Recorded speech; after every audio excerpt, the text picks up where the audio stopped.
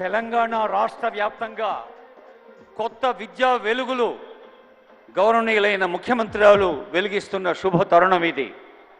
అదిగో Telangana public school మన తెలంగాణ విద్యారంగంలోనే కాదు, భారతదేశంలోనే ప్రభుత్వం నిర్వహిస్తున్న విద్యా సంస్థల్లో అంగన్వాడీ సెంటర్ల నుంచి ఇంటర్మీడియట్ దాకా, నర్సరీ నుంచి ఇంటర్మీడియట్ దాకా. ఇబ్రహీంపట్నం ఆరుట్ల నుంచి ప్రత్యక్ష ప్రసారాలు మనం చూస్తున్నాం. తెలంగాణ పబ్లిక్ స్కూల్ ని సీఎం రేవంత్ రెడ్డి ప్రారంభిస్తున్న దృశ్యాలు ప్రస్తుతం లైవ్ లో మనం చూస్తున్నాం.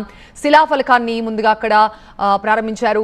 ఇబ్రహీంపట్నం నియోజకవర్గం ఆరుట్లలో తెలంగాణ పబ్లిక్ స్కూల్ సర్వాంగ సుందరంగా రెడీ అయింది.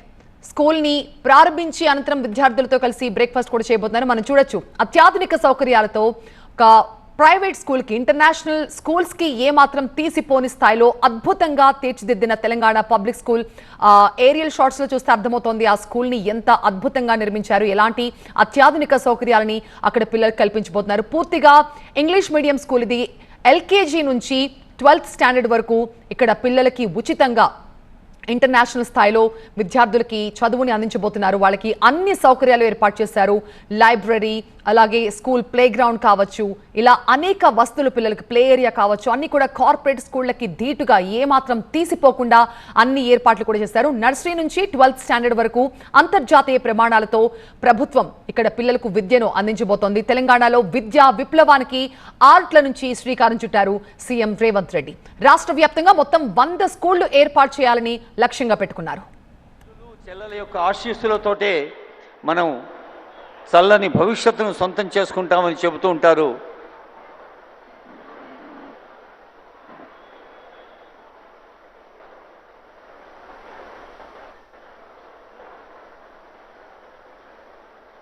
బహుశా మీరంతా ఆ స్క్రీన్ల మీద చూస్తూ ఉన్నారు. గౌరవనీయులైన ముఖ్యమంత్రి గారు, ఎమ్మెల్యే గారు, అలాగే మండలి చీఫ్ విప్ కేశవరావు గారు, ఎమ్మెల్సీ గారు, ఐటీ మంత్రి గారు, ఇంకా ముఖ్యంగా ఉపాధ్యాయులు, విద్యాశాఖ ప్రతినిధులందరూ పాల్గొంటున్న దృశ్యం ఇది. ప్రతి బళ్ళే ప్రీ ప్రైమరీ నుంచి హయ్యర్ సెకండరీ దాకా, అంటే LKG, UKG, first class, second class నుంచి ఇంటర్మీడియట్ దాకా క్వాలిటీ లెర్నింగ్, మంచి ప్రమాణాలు ఉన్న విద్యను అందించాలని ప్రభుత్వ పాఠశాలకు టీపీఎస్ అనే పేరుతో రీబ్రాండింగ్ చేయాలని ముఖ్యమంత్రి గారి సంకల్పం మురళి గారు వివరిస్తున్నారు. ఇప్పుడు పాటలు విందాం.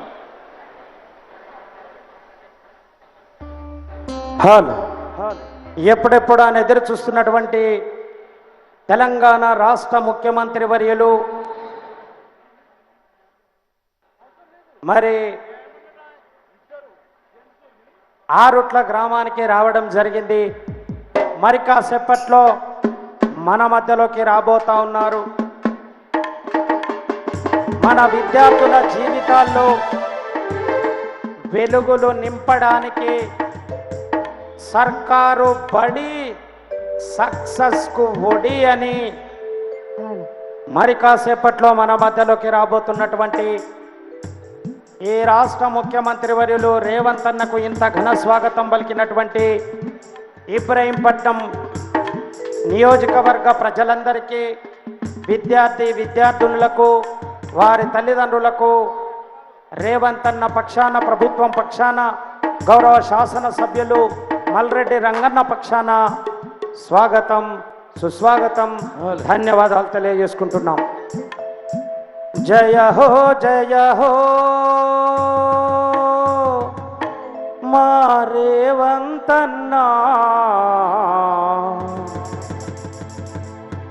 జయ హో మా రేవంత్ అన్నా, మా బడి పిల్లల జీవితాల్లో వెలుగు నింపినావన్నా. జయ హో మా